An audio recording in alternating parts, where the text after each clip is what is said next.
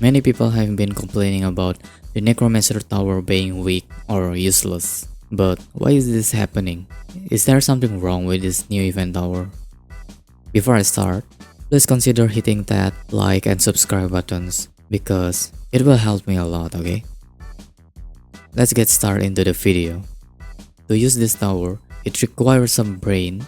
You cannot just simply place it randomly. The orange circle on the Necromancer indicates where Necromancer will summon the graveyard randomly.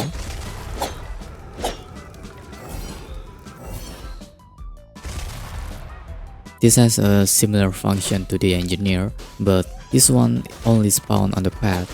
You also should avoid these things when using Necromancer on certain maps. When Necromancer spawns the graveyard, it can be in a bad location, like this for example.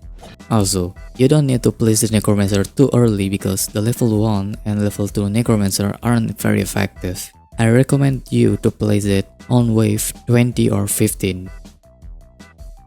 But it's up to you, I guess. Just farm correctly and you can reach level 3 even more faster.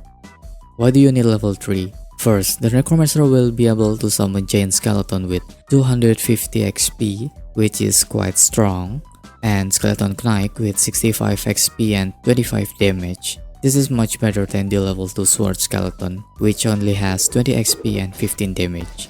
However, getting a max level Necromancer is generally more effective, but it's also expensive at the same times. Oh, and this tower isn't really worth to get right now. It's because of the breakers. Why breakers?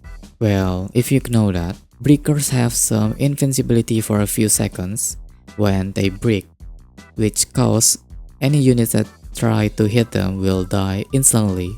You can see it with this giant skeleton trying to hit the breakers, and as you can see, it dies instantly because of the invincibility frames or iframes.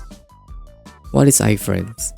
Iframes, also known as invincibility frames, allows certain frames in an attack animation to ignore any and all attack without taking damage, making the unit completely invincible.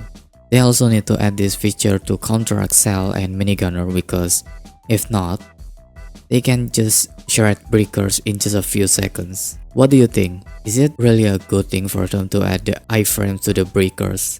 Because this also make military base get much worse than before they add the breaker into the game. You can comment below.